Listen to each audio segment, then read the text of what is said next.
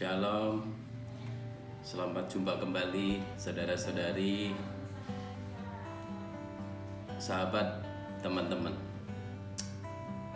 Untuk yang sudah pernah nonton video pertama saya beberapa hari yang lalu pasti ingat bahwa manusia terdiri atas 3 unsur: tubuh, jiwa, dan roh. Ketiga-tiganya bisa dibedakan, tetapi dalam penuntutan, dalam proses hidup sehari-hari, tampaknya memang kita harus mengakui tidak dapat dipisahkan satu dengan yang lainnya. Meneruskan yang beberapa hari lalu sudah saya sampaikan, maka di video ini saya akan mulai dengan bagian yang pertama, bicarakan soal tubuh. Tubuh yang sehat tentunya. Dan saya beri judul untuk kali ini dengan Mens Sana in Corpore Sano. Dalam mental yang sehat itu ada di dalam tubuh yang sehat. Mental yang sehat ada di dalam tubuh yang sehat. Ini peribahasa Latin sudah sangat lama sekali dan sudah sangat biasa dikenal. Ketika saya mempersiapkan tema ini, sungguh tergetar dalam hati saya. Ada sesuatu yang luar biasa, bahkan menjadi misteri. Di bagian tubuh ini pun ternyata ada mujizat Tuhan, ada karunia Tuhan yang begitu luar biasa. Saya percaya teman-teman, saudara-saudari juga menyadari tubuh yang sehat, tubuh kita ini juga menjadi salah satu mujizat, salah satu karunia Tuhan yang sungguh boleh menjadi alasan setiap hari kita syukuri. Terlebih-lebih sudah 2 tahun terakhir ini kita mengalami pandemi. Tidak hanya Indonesia tapi di seluruh dunia. Dan kalau di kanan kiri kita, di sekitar kita, di seluruh Indonesia begitu banyak korban berjatuhan. Sekali lagi kita sungguh bersyukur pada Tuhan bahwa Tuhan masih pelihara dan rawat kita sampai hari ini sehingga kita tetap dalam keadaan sehat. Jangan sampai saudara-saudari, teman-teman, sahabat, kita baru bisa menyadari bahwa kesehatan ini menjadi anugerah yang begitu besar dan baru tahu ternyata nilainya bisa sangat tidak murah pada saat kita jatuh sakit, pada saat tulang belulang kita misalnya terpatah-patahkan, atau organ penting di dalam tubuh ini ternyata ada kesalahan atau ada penyakit yang begitu besar. Baru kita ternyata tercelik mata kita. Oh, ternyata ketika tidak sehat kita memerlukan ratusan atau miliaran rupiah. Dan pada saat itu kita merelakan dengan cara apapun kita bayar untuk memperoleh kesehatan. Dan itu pun tidak terjamin bahwa sesudah kita keluarkan ratusan juta miliaran semuanya jadi beres. Ada waktu pemulihan yang bisa berbulan-bulan, dan sesudah itu pun keadaan kita tidak bisa seperti pada saat kita sebelumnya. Teman-teman, saudara-saudari, boleh kita tengok untuk menyegarkan sedikit apakah arti sehat itu? Dari Kamus Besar Bahasa Indonesia, dari WHO, begitu pula dari Macmillan Contemporary Dictionary ini, saya juga bersyukur pada Tuhan. Ternyata dari 3 sumber ini tadi disadari bahwa sehat itu artinya terbebas dari kelemahan, dari penyakit, dan tidak hanya berkaitan dengan tubuh, tetapi juga berkaitan dengan mental, sosial, dan hal-hal yang lain. Bahkan Kamus Besar Bahasa Indonesia memberikan ada 8 arti konotatif ketika bergabung dengan fungsi, dengan bagian, dengan barang, dengan orang, dengan kegiatan, dan dengan banyak hal yang lain. Ada 8 minimum makna konotatif di luar makna denotatif yang berkaitan dengan tubuh kita. Teman-teman, pastilah sehat yang menjadi karunia Tuhan ini menjadi begitu penting. Karena apa? Saya dan teman-teman sahabat Tuhan belas kasihani tercelik, ternyata di dalam tubuh ini, tubuh yang hanya dari debu yang fana ini, Tuhan pakai untuk mengenapkan juga rencana kehendaknya. Bukan hanya untuk kepentingan pribadi, tetapi memiliki hari esok yang sangat panjang.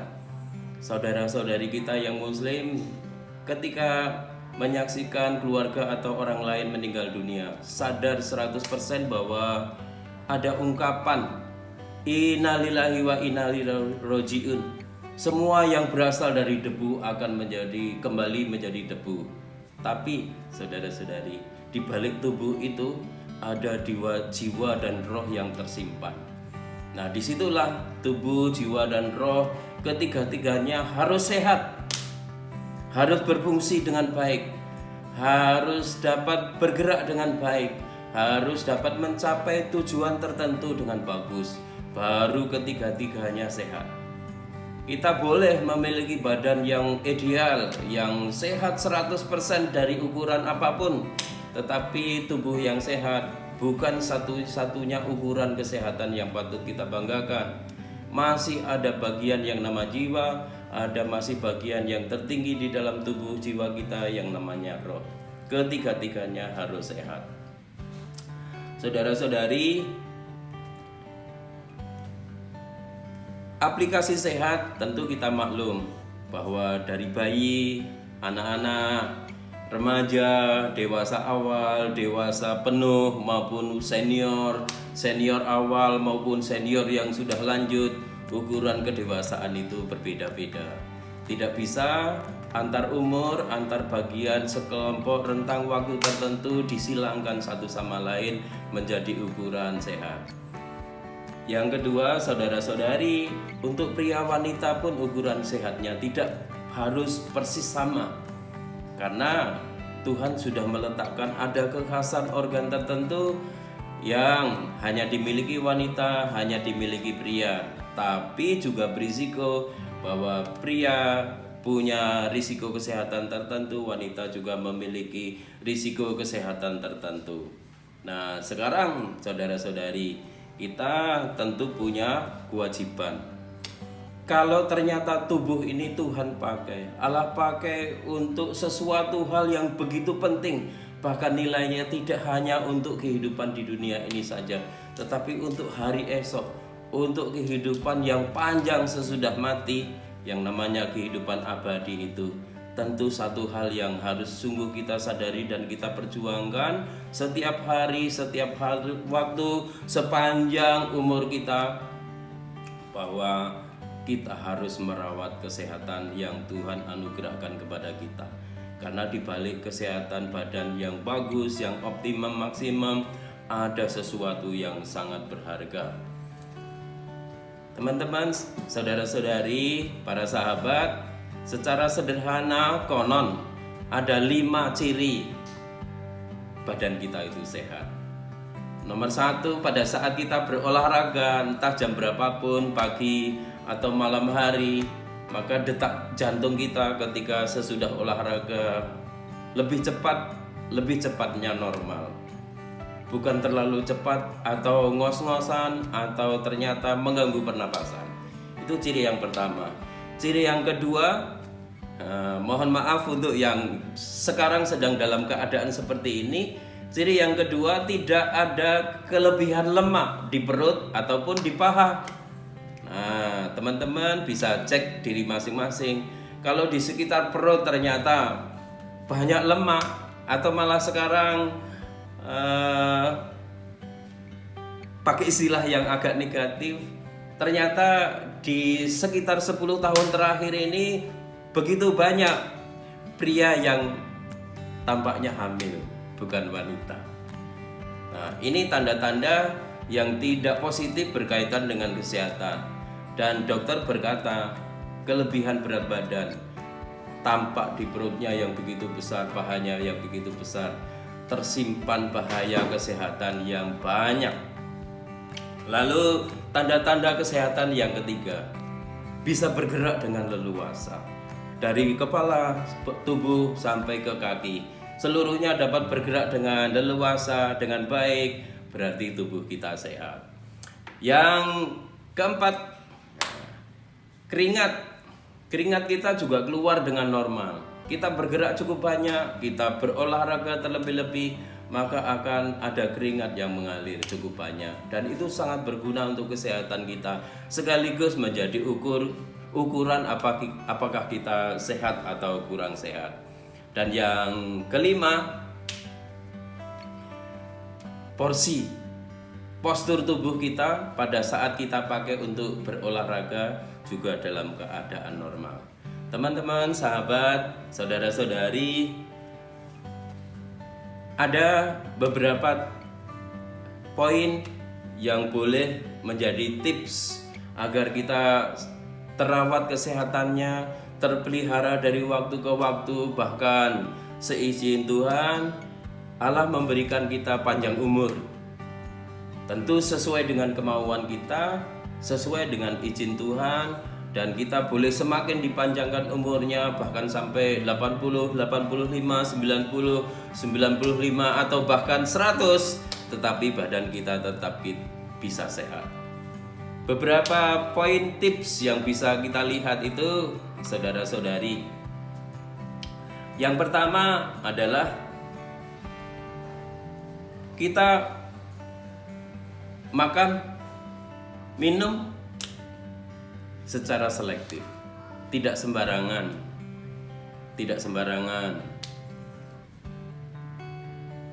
Yang kedua, sudah saya singgung di awal tadi, jangan lupa juga olahraga. Harus punya jadwal, karena keengganan olahraga akan menumpuk lemak dan rangkaian yang tadi sudah saya sampaikan. Yang berikutnya, kecuali makan minum yang selektif, yang terpilih, olahraga, istirahat pun harus ada dalam manajemen waktu yang kita miliki. Tidak boleh sembarangan istirahat, berlebihan atau kurang. Kalau teman-teman mencoba selancar di Google akan ditemukan ada saat-saat yang terbaik kapan harus istirahat, kapan organ vital kita dipulihkan, dan kapan tidak boleh untuk tidak beristirahat. Teman-teman, untuk hal-hal lain yang lebih detail tentu bisa teman-teman, saudara-saudari cari di kesempatan yang lain. Bisa saya juga membantu untuk memberikan refreshing penjelasan untuk menyegarkan dan membantu kita. Saudara-saudari, teman-teman,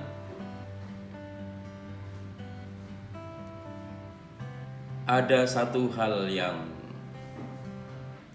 boleh menjadi permenungan kita sangat penting.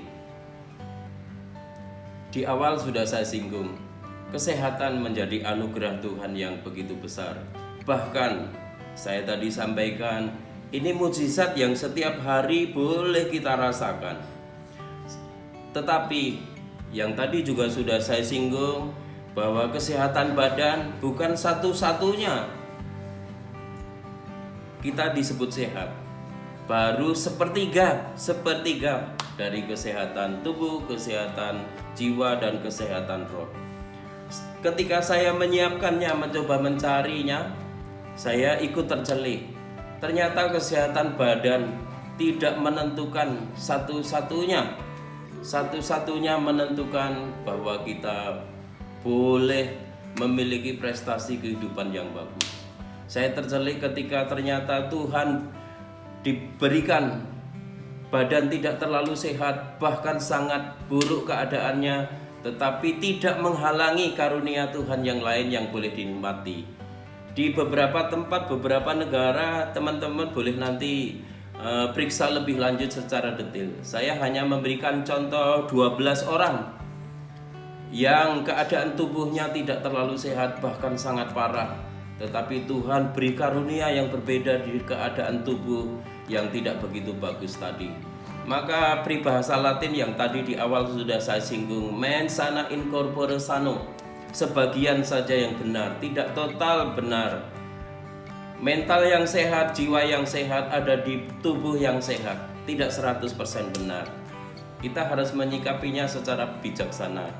Dan satu, teman-teman pasti kenal terlebih di dunia akademis, Profesor Stephen Hawking, yang kata orang adalah Einstein abad ini. Salah satu penemuannya yang sangat spektakuler, black hole, lubang hitam itu, sangat membuktikan bahwa di tubuh yang begitu parah keadaannya menyimpan otak yang brilian. Bahkan dikatakan Albert Einstein abad ini.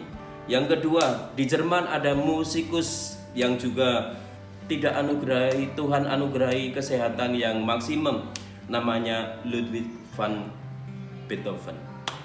Yang ketiga, teman-teman mungkin juga menyukai lagu-lagunya dan orangnya, namanya Stevie Wonder, penyanyi yang sangat dikenal secara internasional. Lalu motivator yang berasal dari Australia, Nick Vujicic.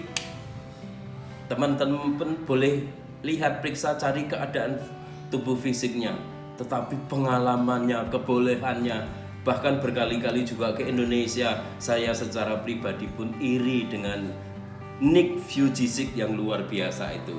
Lalu yang keempat, yang ini kita nikmati setiap hari, terang listrik, karya Thomas Alva Edison. Kasihan sekali, mungkin dari antara kalangan pendidik kita pernah begitu merasa jengkel kalau ada murid, mahasiswa kita yang ternyata mengikuti pelajarannya begitu cuek, apatis, bahkan kalau dinilai nilainya E atau nilainya 4 atau bahkan kurang dari 4. Dan itulah nasib yang dialami Thomas Alva Edison. Tapi ternyata sumbangannya meliputi, dinikmati seluruh dunia. Lalu yang keenam, ada Frida Kahlo, pelukis yang ternama berasal dari Meksiko. Keadaannya juga tidak menguntungkan dari segi fisik. Lalu ada artis cantik Marlee Matlin yang tunarungu, luar biasa. Kemudian ada Rick Allen, drummer dahsyat dari grup hard rock, heavy metal Def Leppard, hanya memiliki satu tangan. Yang kesembilan, kita orang Indonesia. Ini beberapa contoh yang sangat dekat supaya kita tersadarkan. Di dunia sastra, penggemar sastra pasti tahu Ratna Indraswari Ibrahim, penulis novel, dan ternyata sobat, teman-teman, beliau menulis 400 cerita pendek yang sangat bagus. Maka dia menjadi salah satu sastrawan Indonesia yang dikenal. Lalu Pak Jokowi punya asisten khusus juga yang namanya Angki Yudhistia, difabel. Dan ada pemenang medali emas 3 kali dari Medan, putri cantik di kursi roda dalam kontes Paralimpik, namanya Nina Gusnita. Dan yang terakhir saya juga akan sampaikan prestasi yang luar biasa. Teman-teman bisa bayangkan dunia modeling, tapi ternyata orang ini, putri ini, Jillian Mercado, dalam kondisi yang sangat tidak beruntung dari segi kesehatan badan. Teman-teman, sahabat, saudara-saudari, saya percaya seperti yang saya alami, saudara-saudari, teman-teman, sahabat, suatu waktu mungkin lewat video ini juga Tuhan boleh gerakkan bahwa kita terus harus tumbuh dan kita terus harus sadar bahwa kesehatan adalah anugerah Tuhan yang luar biasa, yang harus kita rawat dan kita jaga setiap hari. Sekali lagi, jangan sampai kita baru bersyukur, baru tahu bahwa kesehatan itu penting pada saat kita di rumah sakit, pada saat tubuh kita di luar maupun di dalam memerlukan terapi, memerlukan tindakan yang khusus dengan harga ratusan juta atau miliaran, baru kita sadar dan memohon-mohon kepada Tuhan. Walaupun itu tentu juga tidak salah. Saudara-saudari, zona nyaman dengan kesehatan yang sudah kita miliki sekarang juga menjadi bahaya, bahwa kita sudah terima keadaan, sudah nerimo, maka mari kita perjuangkan terus maju, karena melalui tubuh kita ada sesuatu yang besar yang Tuhan bisa pakai, yang meluruskan jalan kita untuk nanti sehat secara rohani di zaman yang akan datang. Tuhan berkati saudara-saudari, sobat, teman-teman, dengan sehat selalu, sukacita, damai sejahtera, dan semangat. Puji Tuhan. Shalom.